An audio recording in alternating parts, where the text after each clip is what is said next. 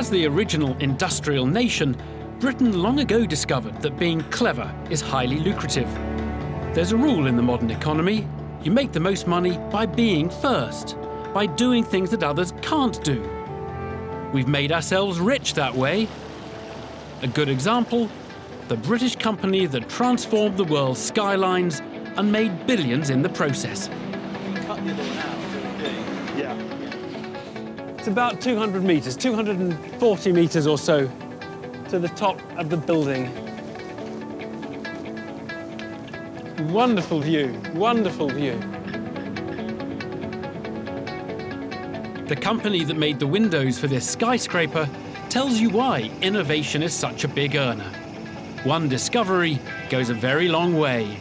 It can be replicated again and again. Now, this building has 3,960 panes of glass, and they weigh 350,000 kilograms. The glass was made by the St. Helens firm Pilkingtons. Not only was this glass made in this country, but the process, the wonderfully innovative process which allowed this glass to be made, was developed in this country too. It changed everything. Virtually all skyscrapers are made using it. It's called the float glass process, and Pilkingtons invented it in 1952. It was theirs and theirs alone. And it took them from just being one of the pack to being well out in front.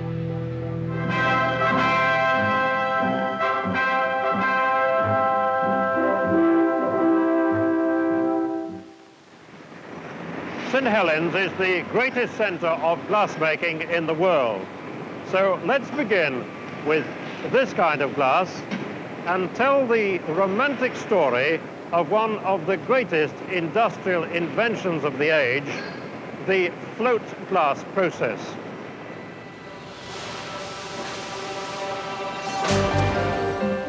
Before float, glass panes were made by pouring molten glass onto a plate.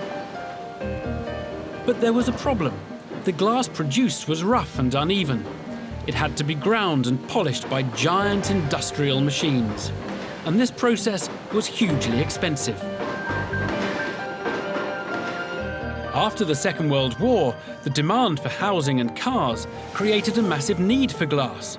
It was a race for manufacturers worldwide to develop a cheaper production process. In 1947, Pilkingtons found the first essential ingredient in the creation of a great innovation. A genius, engineer Alastair Pilkington. Oddly, he wasn't a close relative, but had the same surname. He experimented with the idea of producing perfectly flat, clear glass by floating it on molten tin. No one had made it work before. Early results suggested the method had promise, but converting this into an effective industrial process was an immense challenge. You can see the scale of his ambition by walking down the float line today.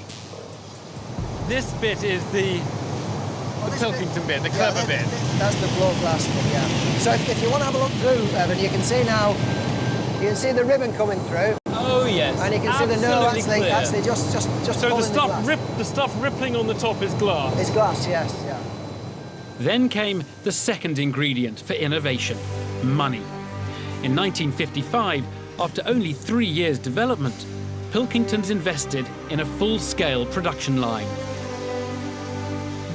It was a massive financial risk, soaking up all the company's profits month after month. Stand back. You need to stand back. That flame's going to come out. There you go. Right. Okay. Is there a good end to put first? So we just stand to one side and just... A year after they started their test line running, they still weren't producing saleable glass from their molten tin process. And it was costing Pilkingtons a fortune.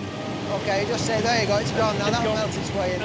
It was the third ingredient that created perfect glass. Wonderful. Luck. A certain critical part of the plant broke, and this changed its shape, and by this means we suddenly, to our surprise, found ourselves making our first saleable glass.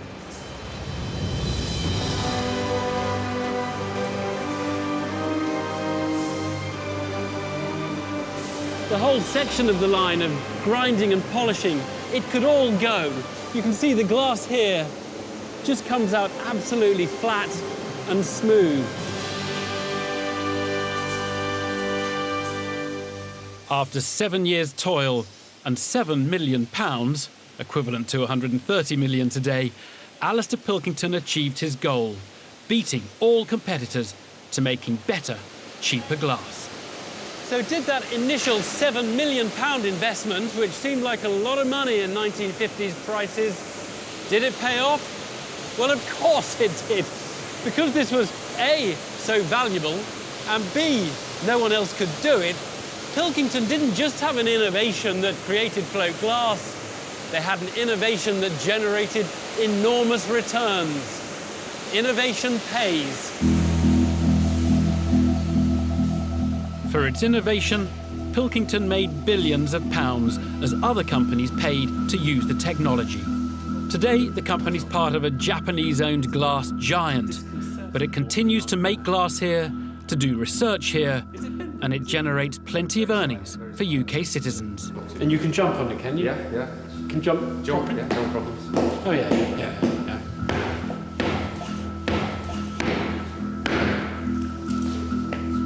Seems to be safe.